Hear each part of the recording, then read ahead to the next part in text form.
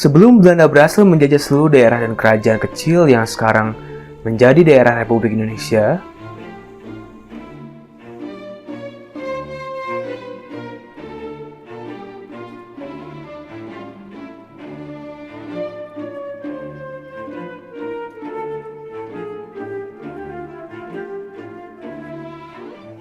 daerah Aceh atau Serami Mekah merupakan pelabuhan sejak zaman dahulu kala yang mulai memeluk agama Islam dari abad ke-13. Lalu kita skip forward 500 tahun kemudian, Perang Aceh dimulai, di mana Belanda mencoba menginvasi Aceh dan perlawanan rakyat Aceh yang dipimpin oleh Cut Nyadin berlangsung. Dan ini penting untuk diperhatikan. Kesultanan Aceh merupakan daerah yang berada dalam perlindungan Imperium Inggris. Tetapi deal-dealan antara Belanda dan Imperium Inggris menyatakan Inggris akan membuang klaim atas Pulau Sumatera, yang dimana mempercepat langkah Belanda dalam mencaplok Aceh. Cut Nyadin ditangkap dan suami Teku Umar tewas dalam pertempuran. Tetapi perlawanan gerilya oleh rakyat Aceh masih berlangsung hingga awal kemerdekaan. Dan ini yang nantinya akan menjadi cikal bakal local pride semacam itu di daerah Aceh. Lain halnya dengan Papua. Sebelum tahun 1900, banyak pos dagang negara-negara Eropa didirikan di Papua Barat. Belanda akhirnya membeli daerah Papua Barat dari Kesultanan Tidore pada tahun 1901 dan akhirnya kita bergerak ke awal kemerdekaan Indonesia. Terjadi beberapa perjanjian antara Indonesia dan Belanda, tapi tidak ada satupun yang menyatakan Belanda akan menyerahkan Papua Barat ke tangan pemerintah Indonesia. Lalu, ide jenius dari Soekarno adalah ini. Perjanjian New York serta referendum 1969 di Papua menyegel daerah tersebut menjadi bagian NKRI di mata dunia internasional. Sedikit backstory, Papua saat itu sudah dijanjikan merdeka oleh Belanda. Tetapi Amerika yang menjadi mediator di New York Agreement atau Perjanjian New York melihat sedikit potensi yang dapat dihasilkan dari adanya Papua merdeka.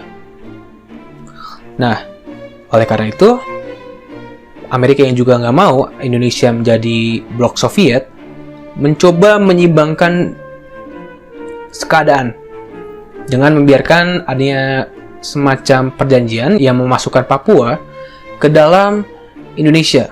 Dan ya, referendum 1969 menyegel Papua ke dalam Republik Indonesia. Eksploitasi sumber daya alam yang terjadi besar-besaran di Orde Baru itu bukan hanya di Papua dan Aceh. Tetapi menurut General McKibben, hanya dua daerah ini, yaitu Aceh dan Papua, yang menunjukkan sikap perlawanan yang cukup besar dan berlangsung hingga awal reformasi. Dan sementara ya seperti kita tahu, Papua sampai saat ini.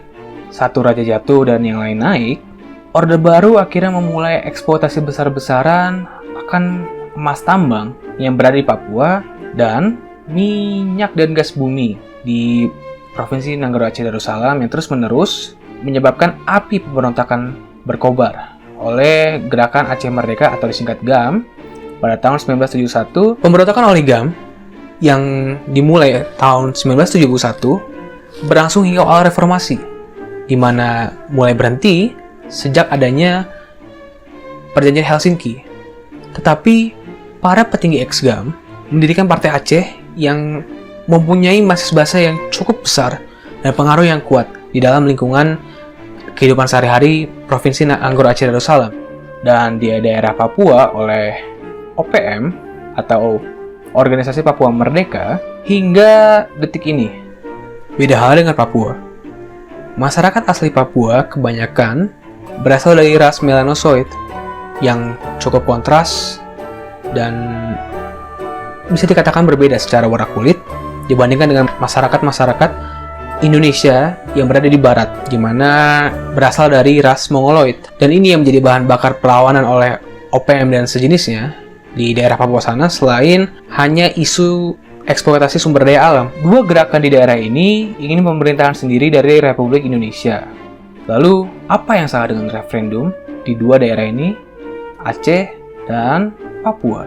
Pemerintah RI mengadakan referendum untuk daerah Timur Timur yang berakhir dengan oposisi politis, serta ketakutan akan banyak daerah yang meminta referendum nantinya. Tapi kita harus melihat referendum Skotlandia di tahun 2014. Nah, ini menarik.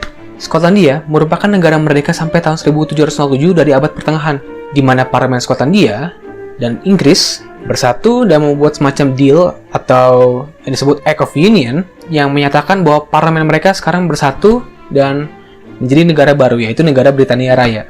Tapi gesekan untuk merdeka itu masih ada dari awal mereka bersatu.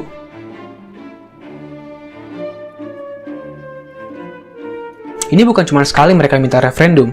Di tahun 1997, lalu sebelumnya di tahun 1979, dan juga sebelumnya lagi tahun 1920, di mana pemerintah UK di London membiarkan referendum dimulai. Benny Wenda, aktivis yang turut menyuarakan Papua untuk merdeka, juga ikut menyaksikan referendum tersebut. Referendum untuk menentukan nasib sendiri suatu bangsa itu sering diutarakan oleh kelompok-kelompok separatis. Dan itu bukan hanya terjadi di Indonesia, tapi kita bisa lihat di Catalonia dan juga Skotlandia. Suara-suara untuk merdeka di daerah-daerah Kekaisaran Austria berujung pada pembunuhan putra mahkota Pangeran Franz Ferdinand. Dan setelah sepeninggalnya Pangeran Franz Ferdinand, terjadilah Perang Dunia Pertama.